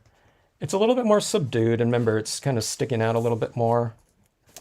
But see, these ones right here, it needs to get balanced off a touch, I think. So I just kind of let things develop and see if I like it, and I'll add more. I don't know, Jeannie, you're still in here. Jeannie had a scene on the Stampscapes Facebook group where she had beams coming in from multiple directions. I thought, oh my gosh, I never even thought to do that, but it looked really cool. So I haven't forgot about that piece. And I don't know, it was like spotlights on a stage. So I've mentioned to people before that, you know, when you're stamping a scene out, it isn't necessarily something where we have to think about it being like out in nature, as much as it is like a stage of your own creation, and you're kind of the set designer and lighting director, and you can put, you know, stage lighting wherever you want it to go, you know, because it's all about creating a situation where you want your viewers to look. Okay, now these beams are in here, so I want to kind of diffuse that area where they're coming out from a little bit more. So oftentimes after I do my beams, sometimes they're looking a little bit harsh. So what I do is I just kind of diffuse some of them a little bit like this, you know, some additional ink. I'm not doing it with a real thick application of it, but just to kind of mellow things out a little bit more, okay? There, I have a pretty good amount right there where it's like streaming out of there. All right, let's see, I haven't looked up. And when you do your beams, is it a certain number you use on a card, or do you have odd numbers? Odds, they say in composition, Arlene, are kind of a little bit more, I don't know, what is it? There's something to compositional harmony with things grouped in odd numbers. So there's 5 beams here and 3 beams here. To me, I don't know if there's something in me at this point in time, but the 2 beams over here look kind of strange to me, and they just happen to be an, you know, an even number. I don't know. Okay, now here's one of those things. Okay, now not to complicate things, but I was stamping out a scene. There was this one person on Facebook that said their 10-year-old or something like that, 10 or 7. He was 10, I think. Okay, he watches my videos, which and he's not even just like a stamper, or I guess he did some stamping. So I said, you know, I mean, I don't know how many 10-year-olds are watching my videos. Um, some of them are really long too, but so I said, hey, what's his name and whatnot? What does he like to do? So I stamped him a scene, and I made the number of beams representative of his age. So I made 10 beams for him. Okay. And it's called Malachi's Moon. All right. But there's little things like this, and it's the little atmospheric things that you can kind of layer in with your compositions. You don't have to do things like specifically around it. It can be kind of those afterthoughts. Like if you're doing a birthday scene for someone, you can find out, what their constellation is or whatever for that. Not that you're into astrology or anything, or I am, but you can put, like something up in the sky if it's a night sky, and, put that star pattern, be it whatever it is, Leo or, Taurus or whatever. Okay. And you can put that little thing up there, but beams like that, you can kind of bury things in there like that. And, it's just a little bit of a layer, but kind of cumulatively speaking, it kind of makes a stronger connection between you and the recipient of your card, and it could be just something that you don't have to plan it out ahead of time or something like that. You can just see, whatever. Or, like a sky type of thing, you're giving something to, whoever, Diana or whatever there. And you can put like kind of make a star pattern into like a D or something like that. You know what I mean? So there's just little things like that you can do that are really fun, or you can have a whole sky of splatter painted stars, but then you do the crystals in the form of someone's initials or something like that. So that's what, those are the little things that I really like to do. I like to, kind of layer in some extra kind of meaning into something, if possible, um, and that's always fun, those little hidden types of things. Okay, so getting back to, I don't know, do you guys like the beams or whatever? It kind of, I think it added in visual movement into the scene. It certainly changed the spirit of it, I think. But let's see, Kathleen, you've only tried the beams once. Why only once, Kathleen? You should be doing it every time. I'm joking. But yeah, vary the beams. Okay, so just in recap with the beams, central focal point, and vary them both in terms of width, strength, and oscillate it though. Break up the beam. If it's going through things, then don't have a beam just only in the front of something. See, this one right here goes in back of that branch and in front of this, or in front of that branch and in back of that trunk right there. You know what I mean? Kind of break it up a little bit. Maybe that's broken up a little bit too harsh there. So you can kind of blend in. I'm not sure if this is the one that I was using here. Like this. That's a little bit more harmonious.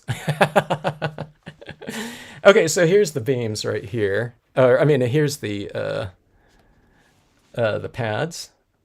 I'm starting to get loopy here. Here's the paint pens, okay? And then what are we going to do with this, okay? So on like these strength of beams right here, this is a perfect opportunity for something like this, okay? Where the beams are kind of intersecting with, some of these trees. You can put some highlights right on those kind of meeting spots of a beam and object. Okay.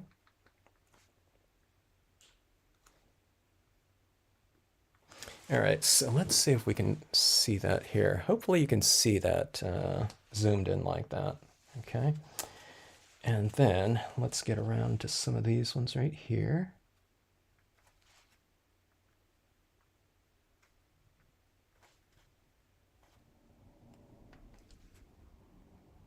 Okay. So we have that. I mean, it's fairly subtle, okay? I mean, you can make it bolder if you want to. But here we go, down in this grassy area. We can add in some little specular light. That means light that's brighter than white. So this represents, you know, some sort of kind of light reflection coming off that object or that area. And it just makes it, I'm going to put some of these little highlights onto my embossed grass here, okay? So it's like, you know, grass has a little bit of dew on it or something, or this grass that's kind of in some of that mist, you can illuminate it a little bit more. Perfect opportunity for up here where this overhanging embossed pine bow is, why not add in some, okay, now this is where someone was asking about gel pens, okay? I can kind of do this with gel pens, but the gel pens have a roller ball construction. All right, I used gel pens for years, okay, and I just, they were great.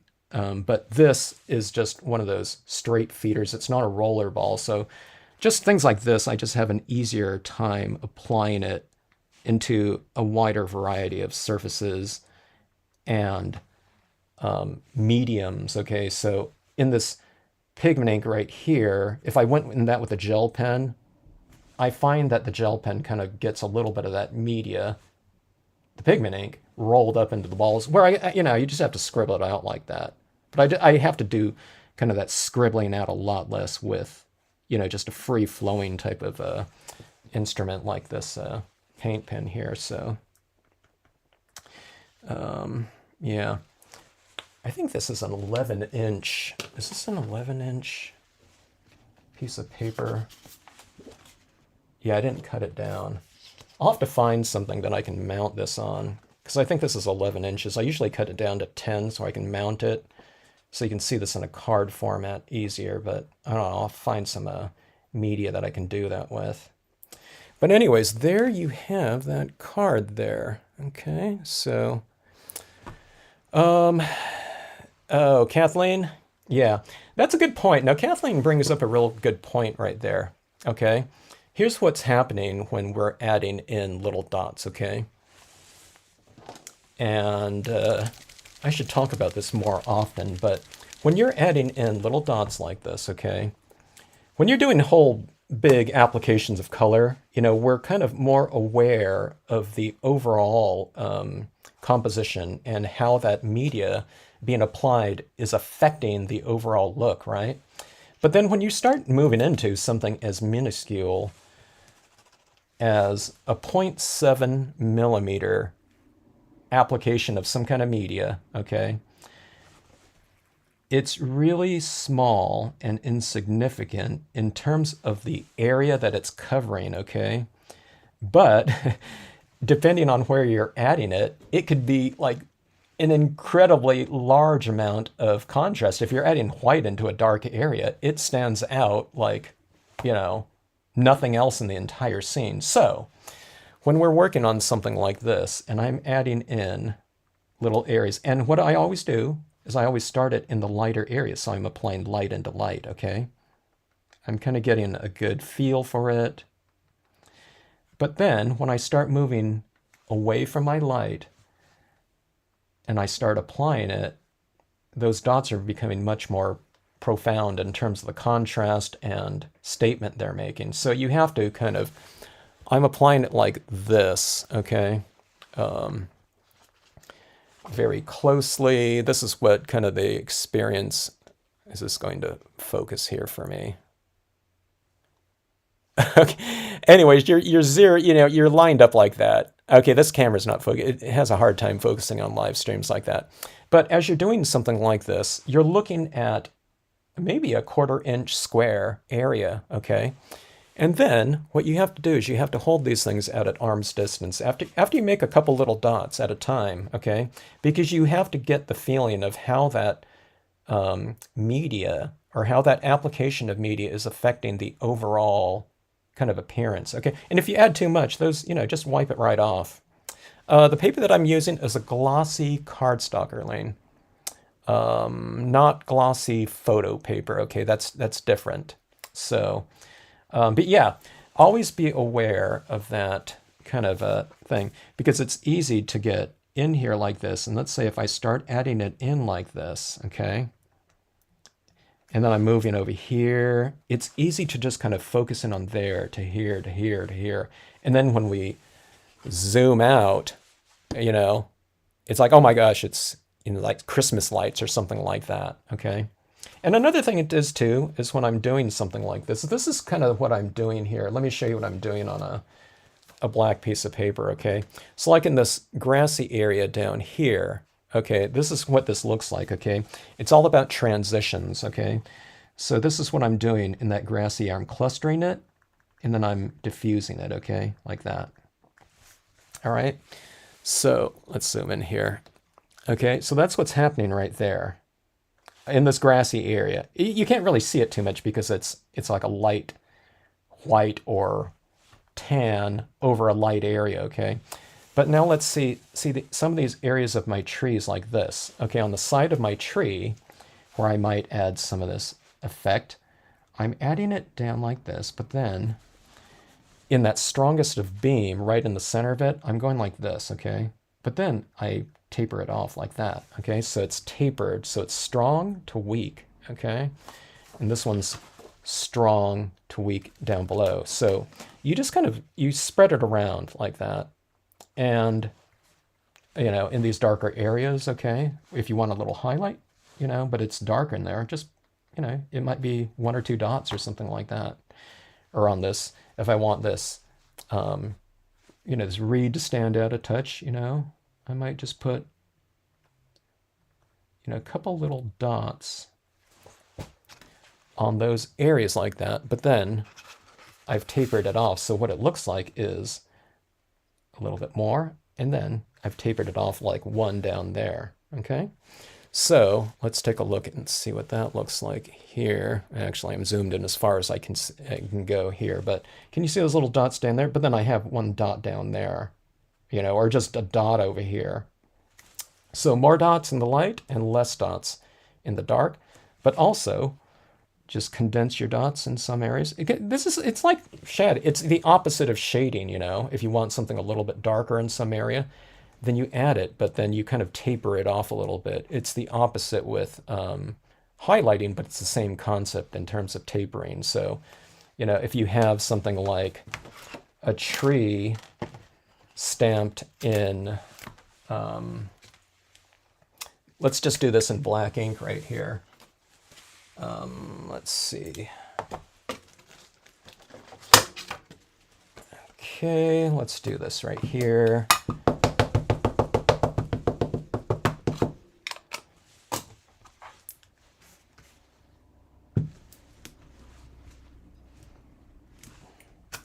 Okay, there's my tree, and let's say I wanted to create a shadow. Now this is going to totally smudge here, but I think you'll get the idea, okay? So if this tree was casting a shadow like this, okay, let me get this, you know, blotted off a little bit. Okay, so I'm going to, let's see if I can do this reasonably graceful like this, okay? It's going off like this.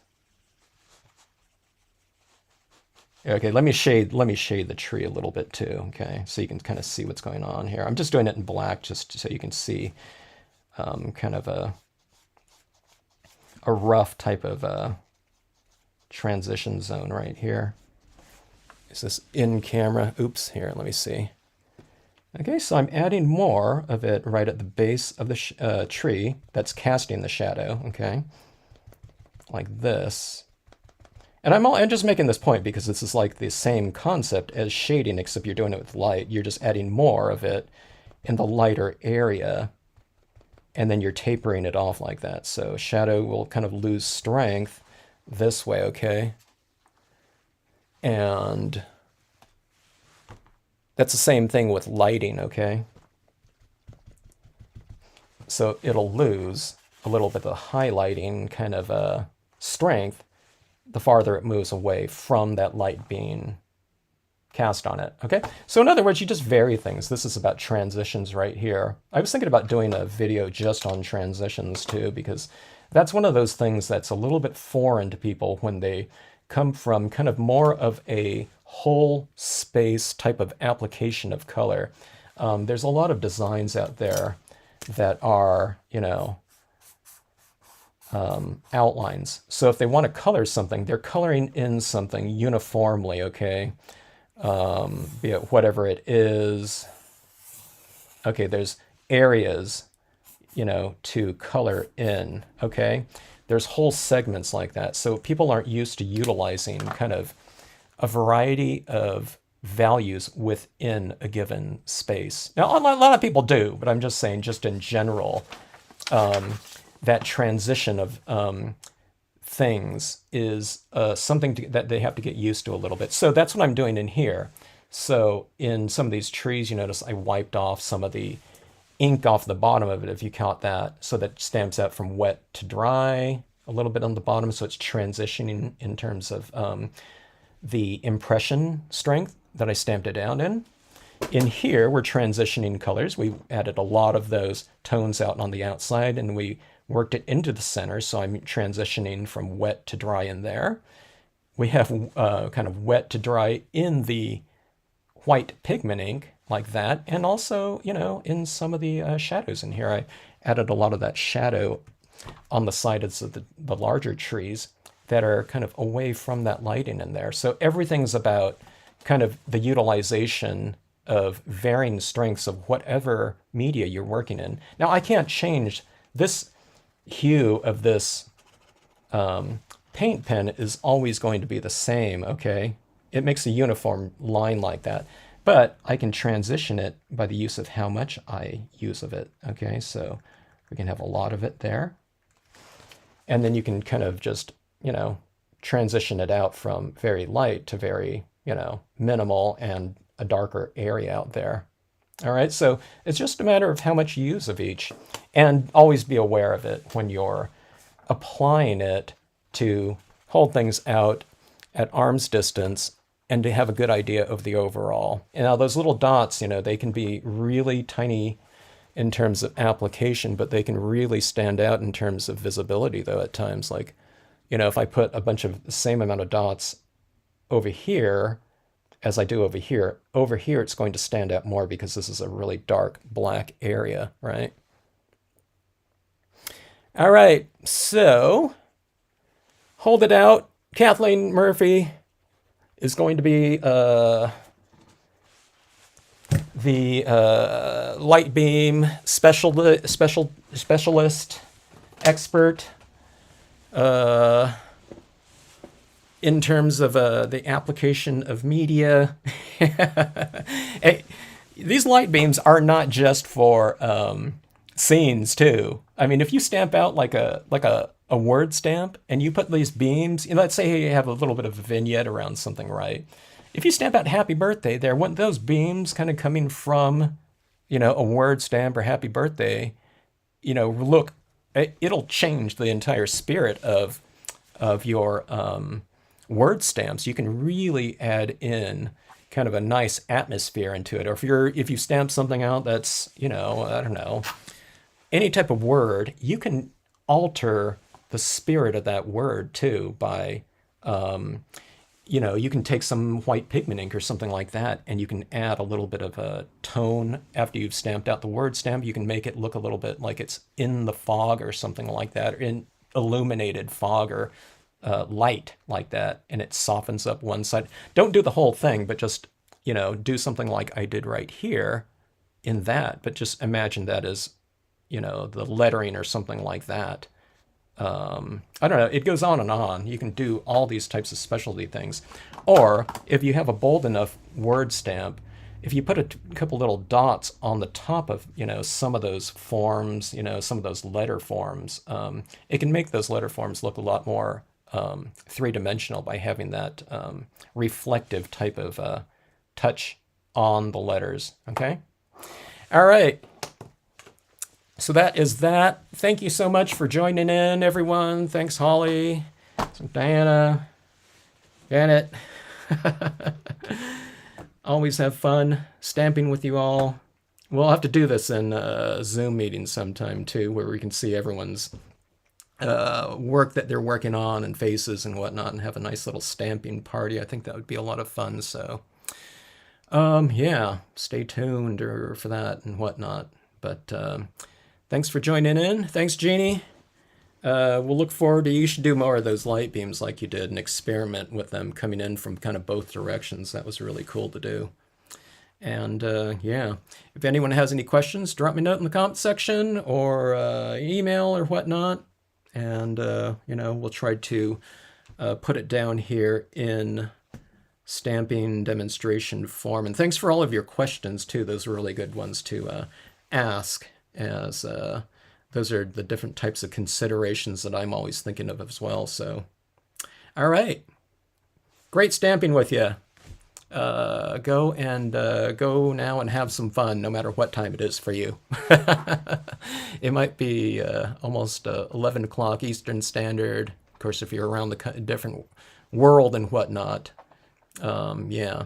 But Kathleen, yes, these will be regular occurrences here. Might as well. I figured, it makes for kind of a little bit more of a dynamic, if not slightly more I don't know, planning consideration types of events for me. I try to get everything out that I'm going to do on these cards ahead of time, because I don't want to be like getting up from my chair and going to grab, some ink pad over there in the corner or something like that constantly. So I plan these ones out a little bit more, which is probably a good idea to do anyway.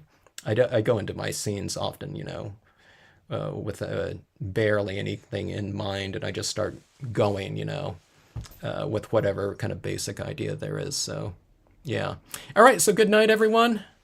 Great seeing you. Good morning for some of you, maybe, and we'll see you on the next live broadcast, be it here on YouTube or Facebook or whatnot. Or, like I said, we'll post some kind of a Zoom meeting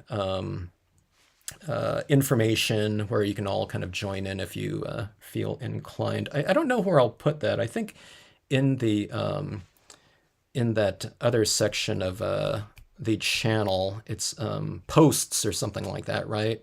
I think there's a post I can do something, and I'll just say,